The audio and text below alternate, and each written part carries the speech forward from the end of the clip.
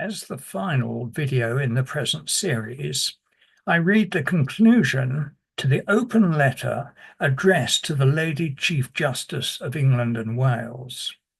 This letter explains how I have amassed evidence since the 28th of June 2000 that the administration of charity law in her jurisdiction is a fraud in the dictionary sense of that term, in which certain judges of the Administrative Court and Court of Appeal are implicated, I allege, along with all the official law officers from that date.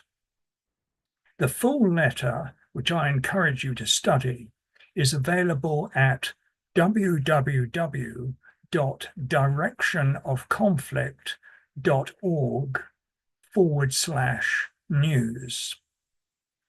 The conclusion to the letter reads as follows.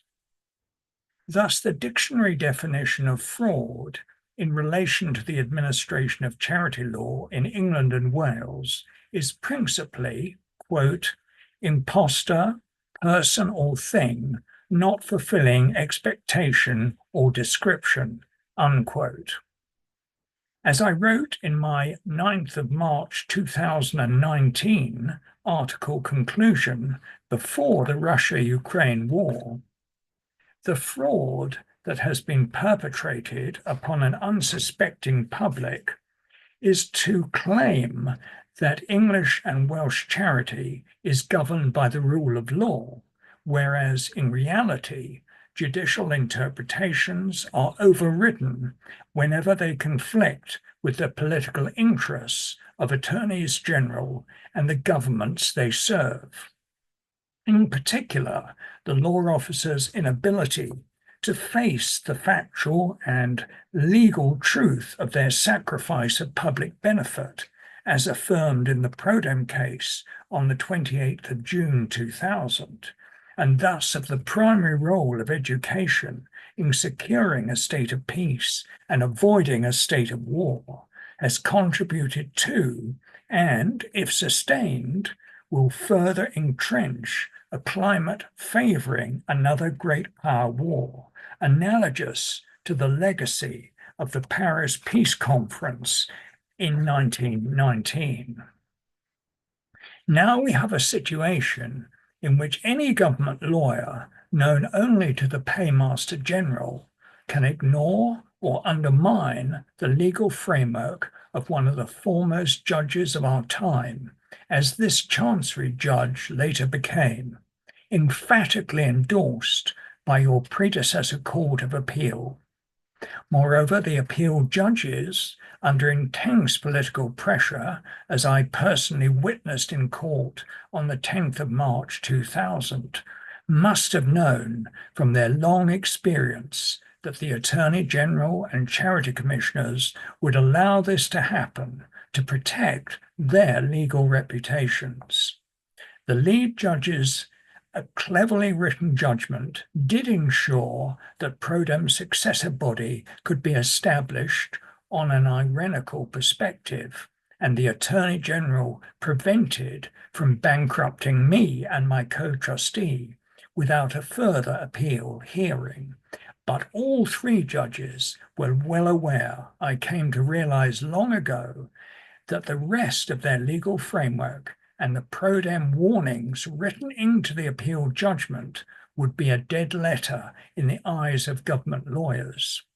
The regulatory abuses of which I provided evidence in the Prodem case would continue, as they did post 28th of June 2000.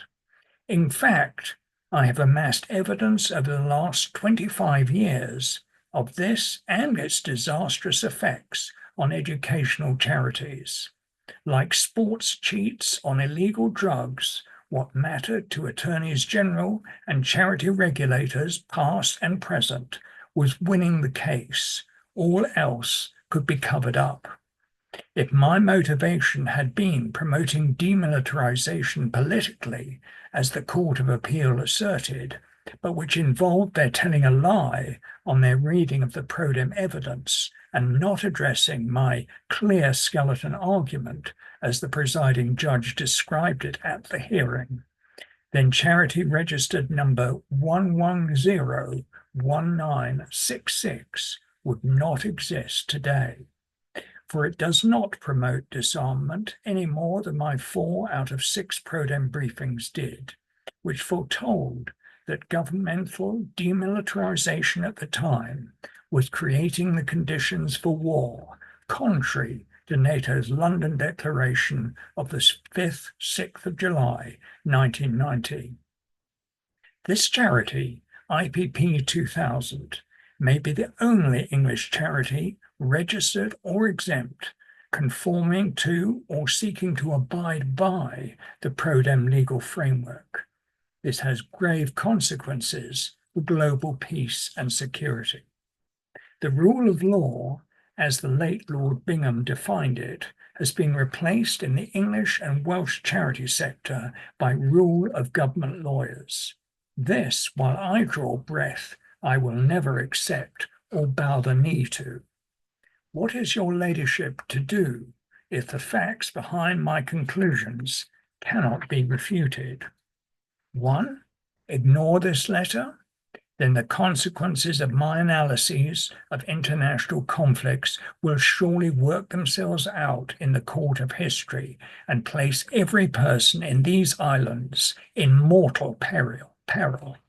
My lawful method of analysis has never yet proved wrong about the direction of a conflict towards war or peace, nor the government's political method proved right in any of those conflicts except when they adopted the same approach, i.e. Northern Ireland. This is, contra Lord Justice Chadwick, with great respect, realism for the long term. Or 2, bring charges against me in relation to this letter, or let the Attorney General or other person of standing do so. Please go ahead.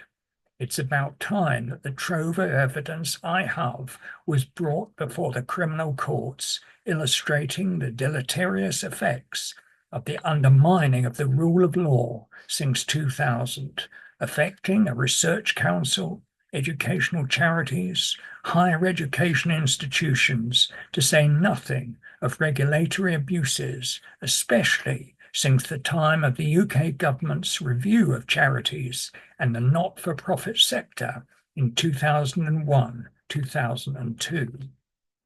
All 3 take action to restore the rule of law in the English and Welsh charity sector.